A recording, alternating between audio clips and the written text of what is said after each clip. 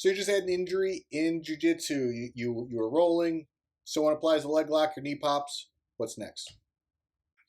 Hey guys, so my name is Dr. Mike Pekarsky. I'm a doctor of physical therapy. I'm a board certified orthopedic clinical specialist. I'm also a Brazilian Jiu-Jitsu black belt. On social media, I go by the handle Dr. Kickass. So in this segment, we're going to talk about you just have an injury. How do we navigate the medical system so you make sure you get the care that you need? So a lot of times when people have an injury, they say, let's hope that this heals on its own. So I'm going to give you some red flags that if you have these symptoms, you definitely should go see a medical professional. So we'll start with the lower extremity. The first one is your knee, your ankle is so swollen or so painful you are unable to walk. Definitely you should go see a medical professional. Number two, if you are having any type of mechanical locking or catching, so as you're moving your knee through a range of motion, it literally locks and you have to wiggle it to get it out. That's going to be most likely some type of like meniscus tear. It could be a loose body that's floating around in your knee. Both of those are going to require surgical intervention. So if it's affecting your day-to-day life or it's affecting your jiu-jitsu, don't wait on those. Go see someone, get that checked, because it's not going to get better on its own. Number three, we're going to look about if you have like instability in your knee. So it feels like your knee's buckling, like you're walking and it just kind of like slides out of place, or it feels like it's potentially like not sitting right or not attached. If you have something like that, I'm suspecting some type of ligament or meniscus injury because both of those help with stability. Now, there are some ligament injuries that can heal over time. Some are going to require a lot more rehabilitation than others. So if you have something like that and you're worried about it, go get it checked. Now we'll look at the upper extremity. So we'll look at like a joint dislocation. So it's pretty common for someone to have like a shoulder dislocation. So the most common dislocation is going to be from this externally rotated position or from an Americana where your shoulder starts to pop out the front. It's called the anterior dislocation. So one, if you do have a shoulder dislocation, I know people are going to want to get their buddies to pop it in place. Last year this happened in the UFC where the champion Yuri, he had a shoulder dislocation. His teammates tried to pop it back in place. And then the UFC doc had, went on record saying it was the worst shoulder injury he had. Why is that? Because as they're trying to relocate and they're tugging on it, they're causing more damage. Two, if let's say like your shoulder does go back into place naturally, it's still a good idea to get it checked by a medical professional because it doesn't always relocate exactly the way it's supposed to. This is so that no nerve or vascular structure is damaged or pinched in the process. And that includes finger too, like you have a finger dislocation. Again, if it relocates on its own, whatever, you should still get it checked by a medical professional. Now we'll look at spine injuries. So, let's say someone applies, a neck crank or you're stacked and you're starting to feel symptoms down your arm or symptom down your leg. So obviously at that point, we're suspecting some type of pinched nerve or potential herniated disc. So we'd want to get a proper diagnosis to know so you have an idea of how long it's going to take for that to get better. Some really, really big red flags if you start having muscle weakness or atrophy, like you literally see like the muscles in your hand are starting to atrophy, or you have trouble like grabbing things because your grip is weak. You really want to go get that checked because there is the unfortunate chance that some of these nerve damage can be permanent. So you want to go see some type of spine surgeon to make sure that if you are going that route, you get it checked, you get it addressed ASAP, or if it is something that would naturally, resolve on its own.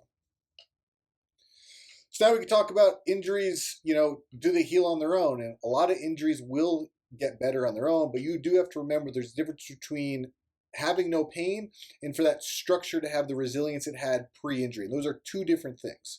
So a lot of times people maybe, they're in jiu-jitsu, their knee pops and then their knee doesn't hurt anymore and they go back to jiu-jitsu. So they're good, right? Well, not necessarily. Whatever potentially popped, if it was damaged, as your body's healing, it just kind of connects the dots. And what it does is whatever damage there was, is it fills with scar tissue, which is fibrotic, weak, disorganized tissue, which is not as strong as tissue that it was previously. Now, how do you get it better? Well, you appropriately stress the tissue so that it gets better and it adapts appropriately so that it can handle the stress that it did pre-injury. So that's one of the most beneficial things you're going to want with following like a formal rehabilitation program. This way that you don't keep re-injuring your knee or your elbow, because the number one risk factor for injury is a previous injury, meaning an injury that was not properly rehabilitated. So now we can talk about the medical system. Like some people, and I was one of those, when I was actually competing in mixed martial arts. I know many professional mixed martial artists, some of them don't have health insurance. So if they've been injuring, they're terrified. They're like, what do I do? How serious is this? So when it comes to navigating the medical system, if you're someone you don't have health insurance, a great option is always to see a physical therapist first. So in most states, there's this concept called direct access, meaning you can see the physical therapist and they can then rule out to see how serious of an injury it is and if they need to see someone like a physician, orthopedic surgeon. And different states have different rules. It could be you can see the physical therapist for 30 or 45 days before you have to go follow up with a physician. And this is a really good low cost function, just because you can work with a rehabilitation specialist. They can kind of see how well that joint functions, how serious they think the damage is, and if this is something that they think that can be rehabilitated or if it's going to potentially require surgery. Now you have somebody who has insurance. You're going to go the typical, insurance route. First thing you're going to go see is your primary care physician. Now remember, the primary care physician, their job, they're more of the jack of all trade, master of none. So they have a little bit of musculoskeletal knowledge, but it's not necessarily as good as an orthopedic surgeon or physical therapist, which is why a lot of people don't go see their physicians, because all the physician says is, hey, you might have done something to your knee or, your elbow, just rest in ice. And then everyone gets pissed off and physicians are a waste of time. So really, if you go see your primary care, your job with them is to be adamant, like you want to see someone else, whether it's a physical therapist or an orthopedic surgeon. Don't let them blow you off and say, hey, just rest in ice, because that's incomplete, bad advice, in my opinion.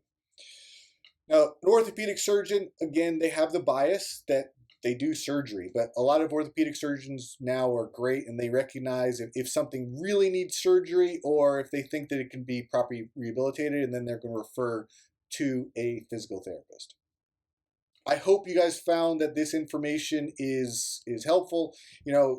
Back in the day before I became a medical professional, I was in that route where I had injuries and I didn't do anything about it, and then these injuries started to accumulate. Now I have some chronic injuries that are probably going to take much, much longer to address because I waited to get them fixed. If I got them addressed when they were acute injuries, they would no longer be an issue. But because I waited, I didn't have health insurance, I didn't know who to speak to, I was kind of lost. So, this is my way to kind of give back to the community. So if you're, in that boat, hey, like you have one of these signs, go see your physician or who you should see. If you found this content helpful, make sure to leave a comment, subscribe, and I'm going to put out something similar to this in the future. See you guys on the mats.